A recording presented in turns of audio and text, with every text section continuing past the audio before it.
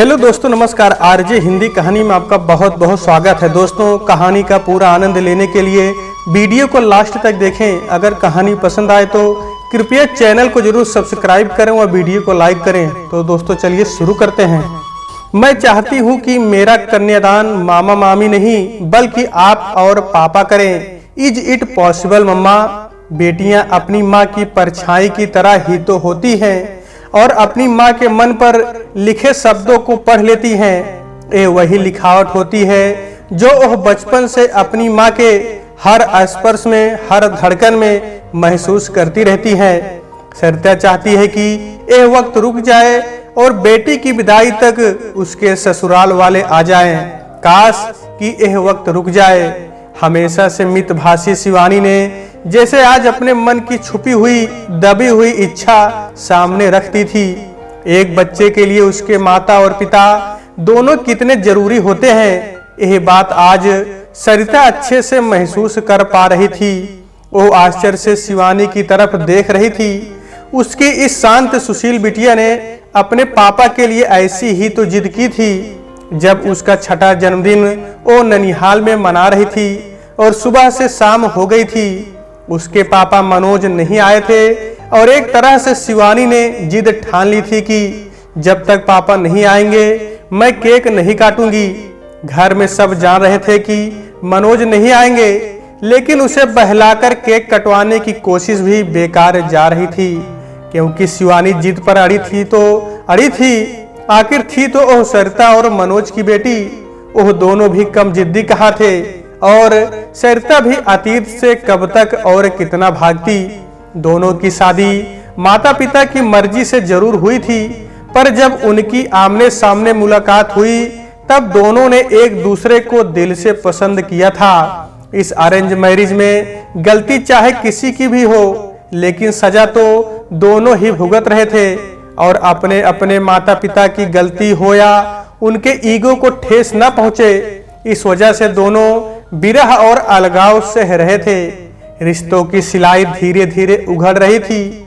शादी की रस्म से पहले सरिता का छोटा भाई अवनीश उसे कहने आया, दीदी तुम किसी तरह शिवानी को समझा दो कि जीजा जी नहीं आएंगे और तब तक मैं भैया और भाभी को तैयार कर देता हूँ कि वह दोनों कन्यादान करें। और एक बात का ध्यान रखना कि इस समय किसी भी तरीके से तुम्हें अपने आप पर ध्यान रखना है और भावनाओं पर काबू रखना है। तुम्हारी आंखों में आंसू नहीं आने चाहिए। तुम अगर कमजोर पड़ोगी तो शिवानी भी कमजोर पड़ जाएगी। यह परीक्षा की बहुत बड़ी घड़ी है दीदी, बस किसी तरह यह बेला पार हो जाए। अवनीश ने एक एक बात पर गौर करते हुए कहा, आंगन से बेटी खुशी खुशी विदा हो जाए, फिर जितना चाहे रो लेना। अभी तुम्हें बहुत ही सख्त रहना है दीदी, हिम्मत से काम लो। अवनीश की बात सुनकर सरिता ने गौर किया कि सच में उसके आंखों के कोर से कुछ आंसू की बूंदें छलक आई थी जो ढलक कर गालों को भिगो रही थी। और शायद वो भी अभी कुछ समय के लिए मनोज को याद करने लगी थी। आज उसे अपने पति मनोज से ज्यादा अपनी बच्ची के पिता मनोज की जरूरत थी। काश किसी तरह वो आ जाते और कन्यादान की रस्म निभा जाते, तो कम से कम जाते जाते बेटी अपने आप को अधूरा नहीं महसूस करती। खैर, यह बात तो सरिता पहले भी कई बार महसूस कर चुकी थी कि वह चाहे कुछ भी कर ले, वह पिता नहीं बन सकती।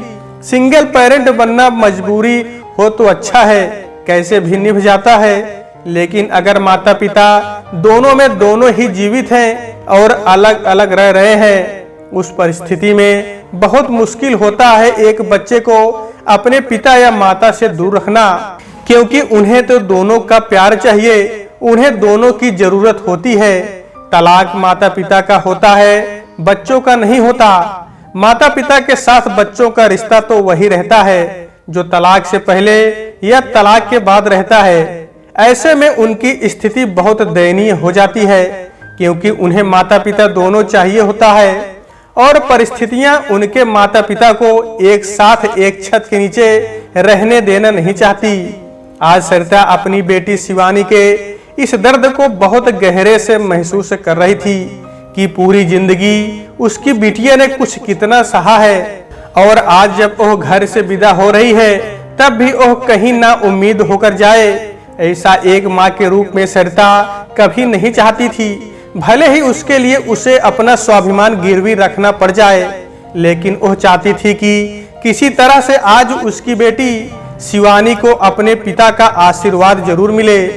थोड़ी देर वह कुछ सोचती रही और फिर अवनीश को आश्वस्त करते हुए कहा, अवनीश तू जा और बाकी तैयारियां देख, मैं नहीं चाहती हूं कि कोई काम रुके। शिवानी को अभी मानसिक रूप से मैंने तैयार कर दिया है कि उसके पापा नहीं आएंगे और कन्यादान भैया भाभी करेंगे। इसके अलावा अब तू अपने दीदी को कभी कमजोर नहीं देखेगा। जा भाई अपना काम कर। अवनीश मुड़कर जाने ही वाला था कि सरिता को जैसे कुछ याद आया। उसने उसे रोककर पूछा, लखनऊ वालों को निमंत्रण मिल गया होगा ना? उन्हें कि शादी में शरीक होने का न्योता सही समय पर भेज दिया गया था ना? सरिता की इस बात पर अवनीश ने जो जवाब दिया उसे सरिता का एकदम सिर घूम गया। ओ दीदी, पापा और भैया ने मना किया था कि जीजा जी या आपके ससुराल वालों को शिवानी की शादी में नहीं बुलाना है, इसलिए एकदम निश्चिंत रहो कि लखनऊ से कोई नहीं आएगा। क्या क्या कहा तूने? उन लोगों को बुलाया ही नहीं गया। और इधर जो शिवानी अपने पापा का इंतजार कर रही है उसका क्या जवाब है पापा के पास? शादी वाला घर था मेहमानों से भरा हुआ, फिर भी सरिता की आवाज तेज हो गई। अवनीश ने कुछ नहीं कहा, चुपचाप सिर झुकाकर वहां से चला गया।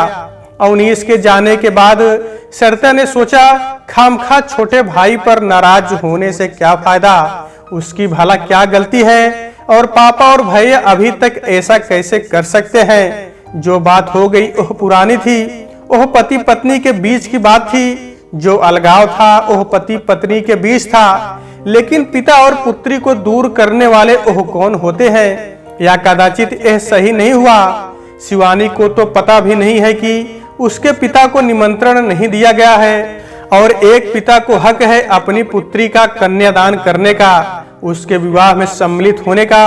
आखिर पापा और भैया मनोज से एक पिता का हक कैसे छीन सकते हैं? सरिता मन ही मन में सोचे जा रही थी और गुस्से का ज्वार उसके सर पर चढ़ने ही वाला था कि तभी बड़ी भाभी आकर बोली, दीदी जल्दी नीचे आइए। शिवानी कह रही है कि कन्यादान मामा मामी नहीं बल्कि उसके माता और पिता करेंगे। अब इस लड़की को कौन समझाए? ठीक तो कह रही है शिवानी, धीरे से बुदबुदाई सरिता, जैसे उसकी भाभी माया ने नहीं सुना। ठीक है भाभी, मैं अभी नीचे आ रही हूँ, बोलकर सरिता ने माया को निश्चिंत करके भेज दिया और उसका दिमाग तेजी से काम करने लगा। इस वक्त तो वह अपने आप को बहुत ही ठगा हुआ महसूस कर रही थी। अपने ही माता पिता द्वारा छला जाना कैसा होता है, वह इस तिलमिलाहट को महसूस कर रही थी। इन सालों में सरिता की रूह कितनी बार जख्मी हुई है, इसका हिसाब लगाने बैठेगी तो सरिता और भी आहत हो जाती। आज अभी उसे अपने सामने मनोज का दुखी और अफसोस जताता सरिता से माफी मांगता हुआ चेहरा याद आ रहा था।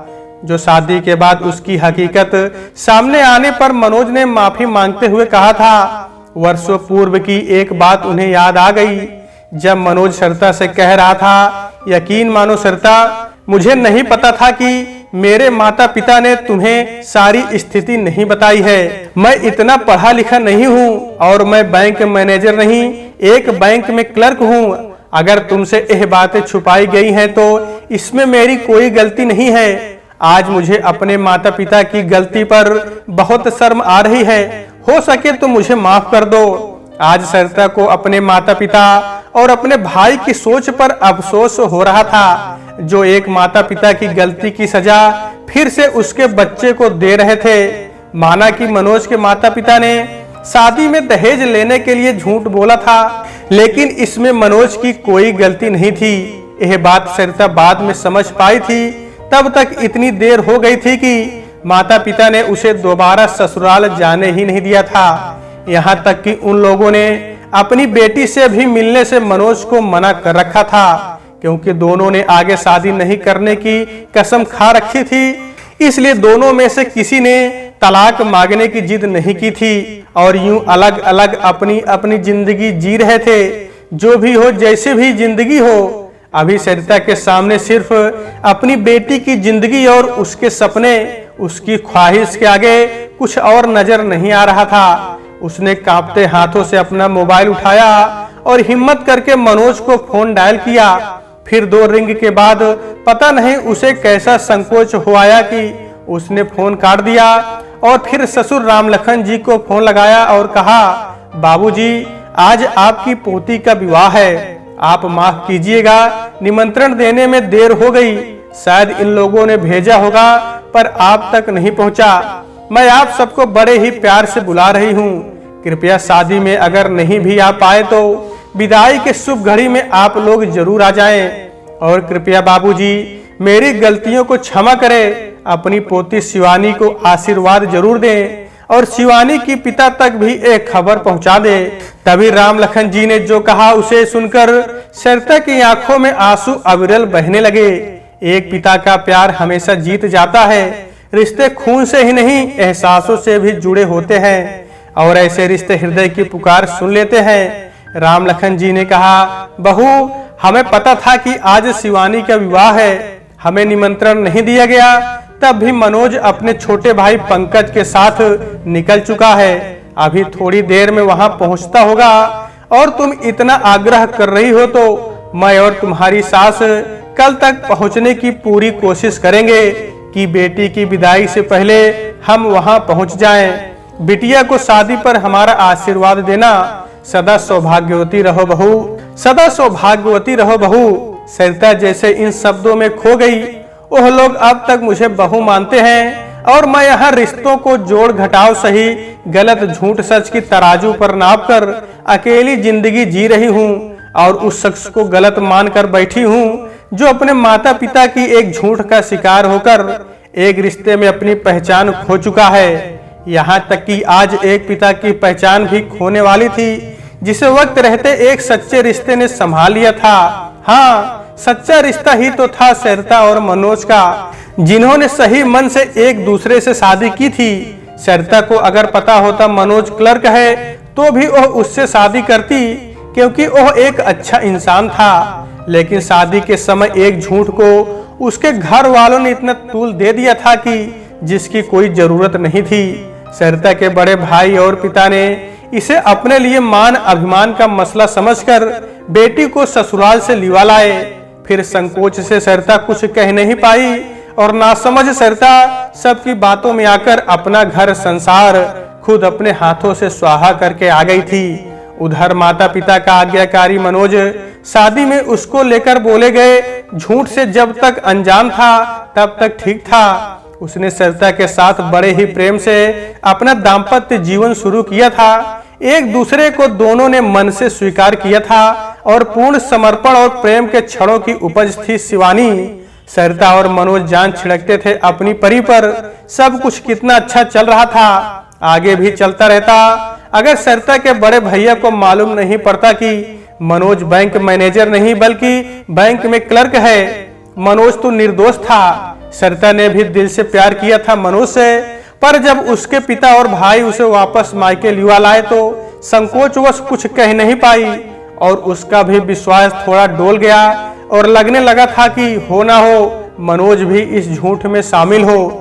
मनोज से अलग होकर अंगारे पर लेटकर ही गुजरी थी उसकी जिंदगी और शिवानी सिर्फ अपने पापा को ही नहीं बल्कि दादा दादी और चाचा को भी बहुत याद करती थी।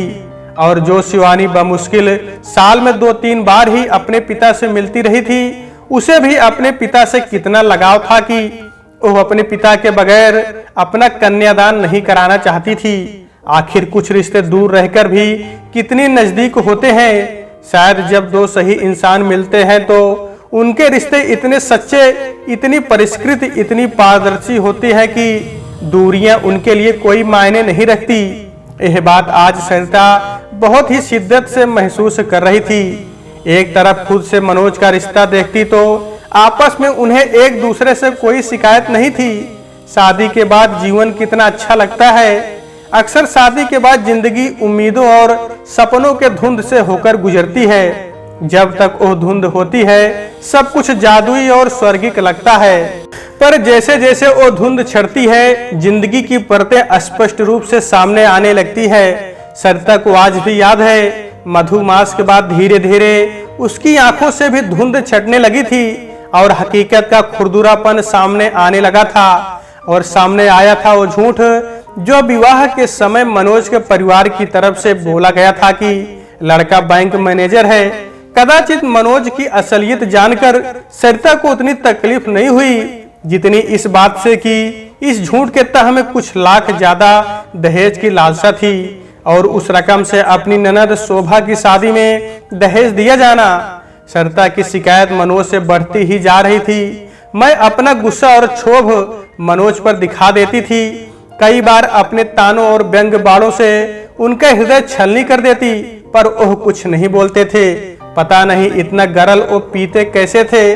और इधर मनोज के पिता राम लखन जी ने अपनी बेटी का घर तो बसा दिया था, पर उस झूठ से उनके बेटे का घर उजड़ गया था, जिसका पछतावा उन्हें आज तक है। उसे ससुराल की मनोज की याद आती, पर तब तक बहुत देर हो चुकी थी। 5 साल की शिवानी को लेकर जो घर छोड़ा तो फिर कभी उस डेहरी पर कदम नहीं रख पाई। शुरू में तो फिर भी मन लग जाता था। फिर दोनों भाइयों की शादी के बाद सरिता को अब मायका अपना घर नहीं लगता था। शादी के बाद अपने पराये की पोशाकें बदल जाती है, रिश्तों की परख हो जाती है। आंखें वही रहती है, पर रिश्तों को देखने की अंतर्दृष्टि बदल जाती है। यह बात समय के साथ सरिता भली भांति महसूस कर रही थी। सरिता पढ़ी लिखी तो थी ही, उसने बाद में शिवानी के ही स्कूल में नौकरी कर ली थी। दिन व्यस्तता में कट जाता, पर रात को मनोज की बहुत याद आती। वो सशक्त बाहें, वो गहरी आंखें, गंभीर आवाज और सौम्य स्वभाव जो वो एक ईगो की वजह से बच चुप लगाए बैठे थे। सरिता को सबकी याद आती। उसकी तमन्ना होती कि लोग उसकी भी परवाह करते। अभी सरिता और भी अतीत में विचरण करती कि तभी उसने सुना शिवानी की खिलखिलाती आवाज, मम्मा मम्मा देखो पापा आ गए, देखो मेरे पापा आ गए। मैंने कहा था ना मेरे पापा जरूर आएंगे। अपनी शिवानी को आशीर्वाद देने आंखों में भर आए आंसुओं के साथ शिवानी कहती जा रही थी, सच ही आंसू भी कैसे है ना, खुशी में भी आते हैं और दुख में भी। आज तो सरिता के आंखों से भी खुशी के आंसू बह रहे थे। जल्दी से दौड़कर नीचे पहुंचने के बजाय वो आईने के सामने गई, अपना चेहरा दुरुस्त किया। काजल फैल गया था, उसे ठीक किया। थोड़ा सा कॉम्पैक्ट पाउडर का टच देकर लिपस्टिक ठीक करके, बाल ठीक करके, साड़ी को दुरुस्त करने के बाद, ऊपर से नीचे खुद को निहारने के बाद नीचे की ओर चली तो कहीं न कहीं सरिता को एक शर्म सी आई और लरज रही थी। आज उसके अंदर की पत्नी जाग गई थी। एक पत्नी अपने पति को रिझाने के लिए, उसकी नजरों को प्यार से महसूस करने के लिए अपने साथ श्रृंगार पर जरूर ध्यान देती है। और आज इस वक्त जबकि कुछ ही देर में उसकी बेटी की शादी होने वाली थी, सरिता खुद को भी संवारने में कोई कमी नहीं की थी। धीरे धीरे जब सरिता नीचे पहुंची तो शिवानी को अपने पिता से लिपटे हुए देखा। बगल में ही पंकज खड़ा था। पंकज ने आगे बढ़कर उसे प्रणाम किया और कहा, कैसी हैं भाभी? भाभी, यह शब्द सुनने को तरस गई थी सरिता। कितना अपनापन, कितना रिश्ता भरा हुआ है इस एक शब्द में। सरिता शर्मा गई। मनोज ने एक भरपूर नजर उस पर डाली थी और उस नजर में प्रशंसा थी और साथ ही एक गौरव भी, एक पिता होने का गौरव। पंकज ने सरिता के कान में कहा, भाभी, भैया बैंक में अफसर बन गए हैं। एक के बाद एक फिर डबल प्रमोशन मिला है। अब आपकी शादी के समय बोला हुआ झूठ सच हो गया है भाभी। भैया अब अफसर हो गए हैं। सरिता पंकज से क्या कहती, उसे कोई फर्क नहीं पड़ता है। मनोज अफसर है या नहीं, वो अभी एक पत्नी है जिसे अपने पति के बलिष्ठ बाहों का सहारा चाहिए। और उससे भी बढ़कर वो एक माँ है जो अपने पति के साथ मिलकर अपनी बेटी का कन्यादान करने जा रही है। और इस समय एक पूरा परिवार साथ मिलने वाला है। सरिता का परिवार, सरिता, मनोज और शिवानी का परिवार, जिसे वो इन तमाम रिश्तों की भीड़ में खो चुकी थी, वो उसका अपना परिवार था। कोमल लाड से मनोज से कह रही थी, पापा आप मेरा कन्यादान करोगे ना? मनोज कह रहा था, कन्यादान करने ही तो आया हूं, कैसे नहीं करूंगा। इधर बेटी का कन्यादान करने बैठे थे सरिता और मनोज। सप्तपदी के सारे रस्में, सारे नियम, सारे मंत्र वो खुद भी मन ही मन में दोहराते जा रहे थे। एक तरफ बेटी के फेरे पड़ रहे थे और उधर भी मनोज और सरिता मन ही मन में अपनी शादी दोहरा रहे थे। जो उस शादी में खटका था, इस शादी में दोनों ने एक दूसरे की कमी को महसूस किया था, एक दूसरे को दोनों को दिल से सराहा था और अब दिल से अपना चुके थे। आज एक ही मंडप पर दो शादियां हो रही थी। एक शादी जो बरसों पहले हो चुकी थी, उसके मंत्र अब दिल से दोहराए जा रहे थे। दूसरी शादी शिवानी और सुधीर की हो रही थी, जिसमें एक बेटी अपने पिता के द्वारा कन्यादान किए जाने पर हर्ष से उत्साहित हो रही थी। एक ऐसा विवाह था जहां दो नहीं बल्कि 4 दिल जुड़ रहे थे और वर्षों पुराने अलग हो गए रिश्ते भी एक हो रहे थे। तो दोस्तों आज के वीडियो में बस इतना ही। कहानी आपको कैसी लगी कमेंट बॉक्स में जरूर बताइएगा। अगर कहानी आपको पसंद आई है तो कृपया चैनल को जरूर सब्सक्राइब करें और वीडियो को लाइक करें। तो दोस्तों आपसे फिर मिलते हैं अगले वीडियो में, तब तक के लिए नमस्कार।